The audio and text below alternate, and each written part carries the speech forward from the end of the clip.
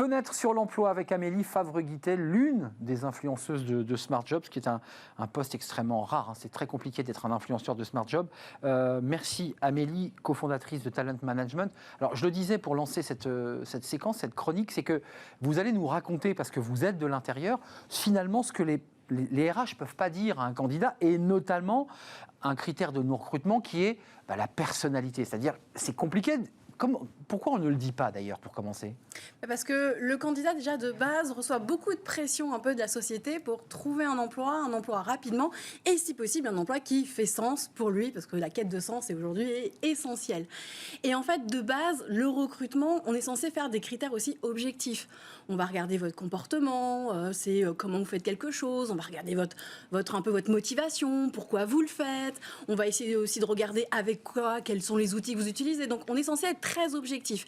Et là on se dit la personnalité, est-ce que c'est quelque chose d'objectif ou pas qu'on peut juger ? Alors les tests de personnalité fleurissent sur le web quand même pour juger un candidat et savoir si ça va matcher avec son manager. On peut les refuser, Tout à fait. Le candidat peut le refuser. Le candidat peut dire je le fais pas. Le fait pas, et s'il le fait, il est en droit d'exiger, et en théorie c'est même obligatoire, d'avoir un feedback de son test de personnalité qui doit lui être expliqué. On ne doit pas le laisser juste avec un test de personnalité sans réponse. Et donc de base, on n'est pas très à l'aise du côté RH de dire on vous recrute pas déjà pour dire qu'on vous recrute pas à cause de vos compétences, ils aiment pas trop ça, mais leur dire on n'a pas fité en termes de culture, on n'aime pas trop votre personnalité, on n'a pas aimé les... Mais ça se dit pas, on le dit pas. Eh ben non, alors qu'en fait c'est un fait. Aujourd'hui, la personnalité est aussi un critère de non-recrutement. Mais personne n'en parle. Mais il l'est depuis fort longtemps. Parce qu'on a des managers qui vous disent, ou des patrons, je ne le sentais pas. C'est le fameux « je le sentais pas ». Alors nous, en cabinet de recrutement, on leur dit « bon, alors il va falloir nous donner un peu plus d'éléments parce que je le sens pas, on va pas pouvoir l'expliquer au candidat ». Et donc on essaye de tirer un peu les verres du nez du manager ou du RH. Mais effectivement, c'est de la personnalité, c'est quelque chose, c'est un peu... c'est pas palpable et c'est compliqué à expliquer. C'est une question personnelle qui a trait à votre métier. C'est un casse-tête pour vous, les agents, les cabinets de recrutement, parce qu'il faut trouver le bon mot pour pas blesser. C'est le plus dur. C'est difficile, ça. On touche à l'ego, à l'affect d'une personne qui est déjà, la plupart, quand ils sont en recherche, fragile. Pas non plus au top de leur forme, ils sont un peu fragiles. Et donc leur dire... l'entreprise vous a pas sélectionné parce que vous maîtrisez pas tel logiciel. Déjà, ça leur plaît moyen en disant je peux apprendre. Ou alors c'est vous connaissez pas tel secteur d'activité. Oh là là, vous cherchez le mouton à 5 pattes.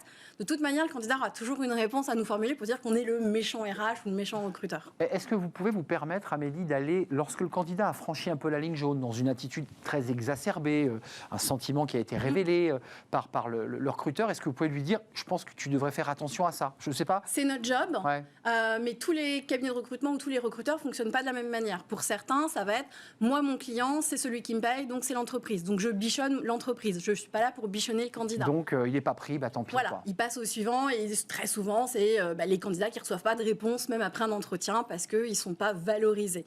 Et puis il y a les autres et qui vont aussi, nous, dont vous, on va contacter le candidat et on va lui expliquer ce qui a été, ce qui n'a pas été, ce que l'entreprise nous a fait comme retour. Mais toujours avec des pincettes parce qu'il y a des petites choses qu'on peut pas forcément dire. On frôle des fois un peu la discrimination, faut faire attention, on a 25 critères sur lesquels il faut faire super gaffe.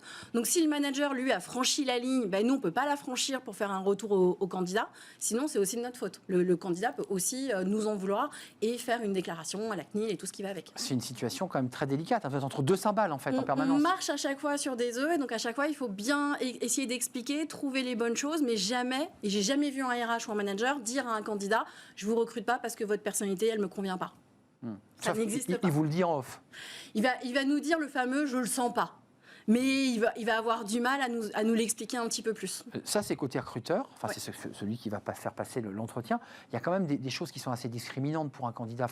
Le candidat qui arrive avec un quart d'heure de retard, le candidat qui est fagoté n'importe comment. Tout ça sont des éléments essentiels. C'est des éléments qu'on va observer. Le candidat, comme vous disiez, qui est mal fagoté alors qu'il va être en contact avec le client tout le temps et qui doit représenter l'image de la boîte, effectivement, on attend quelque chose de lui. Le candidat qui arrive en retard, qui n'a pas téléphoné avant pour prévenir, qui ne s'est pas excusé en arrivant, arrivant, et ben forcément, ça amène à une mauvaise première impression, donc il démarre très mal son entretien. Le candidat qui est trop timide, alors qu'il va être dans une équipe où c'est tous des fous furieux, et ben il va mal s'intégrer. Et donc tout ça, c'est des raisons pour lesquelles on n'a pas envie de prendre un candidat. Mais il pourrait presque lui dire, et c'est compliqué, mais vous lui dire, je pense que tu es trop timide par rapport à l'environnement, mais ça c'est violent pour celui qui le reçoit. C'est ultra violent à entendre, et en fait on n'est pas préparé quand on est RH ou recruteur, on n'a pas de formation dédiée à ça pour nous dire voilà comment de psychologie. Il n'y a pas de cours là-dessus en RH. Parce que je pense que ça permettrait d'accompagner le RH pour trouver le bon mot, quoi. Déjà qu'en France, on n'aime pas annoncer une mauvaise nouvelle à un candidat, on ne sait pas dire non à un candidat. La raison pour laquelle beaucoup de candidats n'ont pas de réponse. Mais en plus de ça, on ne sait pas forcément vraiment le formuler.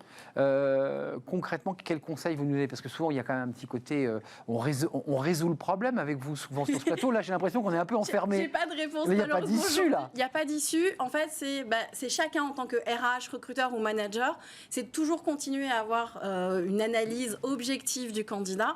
Et si possible, moi, ce que j'aime bien faire avec les candidats, c'est un retour à chaud, c'est-à-dire à la fin de l'entretien. Comment tu as vécu le truc? Voilà, voilà ce que moi j'ai ressenti pendant l'entretien, voilà ce que j'ai aimé, voilà les zones qui sont encore un peu floues. Donc, si vous voulez me faire un nouveau retour, dites-le moi. Et ça, moi, j'aime bien le faire, mais bon, c'est toujours un peu touchy. Donc, il n'y a pas de formule miracle, chacun doit essayer d'avancer et les candidats doivent comprendre qu'il y a des fois où on ne peut pas leur dire parce qu'on ne veut pas les vexer, on ne veut pas les blesser. C'est intéressant, sans détour, de le dire avec des mots, parce que souvent, il n'y a pas de mots et c'est encore presque plus frustrant de ne rien avoir. Et on sent bien qu'il se passe quelque chose, mais on n'aura pas les mots. On n'aura pas les mots. Merci Amélie Favre-Guittet, Talent Management, influenceuse, l'une des influenceuses de Smart Jobs. Très, très, très heureux de vous avoir accueilli sur le plateau. C'est terminé pour aujourd'hui.